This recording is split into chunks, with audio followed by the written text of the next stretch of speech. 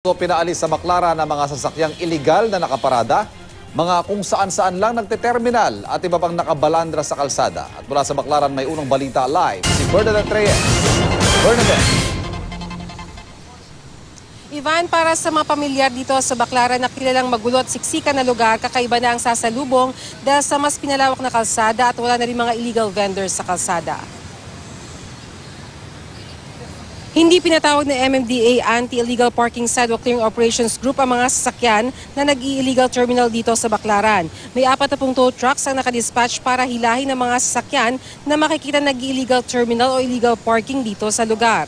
Lahat ng matatawag na obstruction sa service road inaalis tulad na ng isang guardhouse na nasa gitna ng kalsada. Ayon kay MMDA General Manager Tim Orbos, hangad nilang isaayos ang Baclaran. Isang buwan din daw nilang kinausap ang mga stakeholders, kabilang na mga vendors at drivers. Hindi naman daw kukumpiskahin ang mga paninda, pero kailangan nilang gumilid para hindi nakaharang sa kalsada. Bawal na rin mag-terminal sa Baclaran. Sa halip, magkakaroon ng designated area para sa loading at unloading ng passengers. Magkakaroon din daw ng interim transport terminal sa Pasay na sisingal na mas mababa pa sa binabayaran nila ngayon. Kapag na-clear na ang service road, magkakaroon ng 4 lanes dito sa Baclaran. Ivan, ayon sa MMDA ay magiging mas maluwag naman daw ang kanilang magiging patakaran sa araw ng Wednesday at Sunday kung kailan marami nagsisimba dito sa Baclaran. Ivan?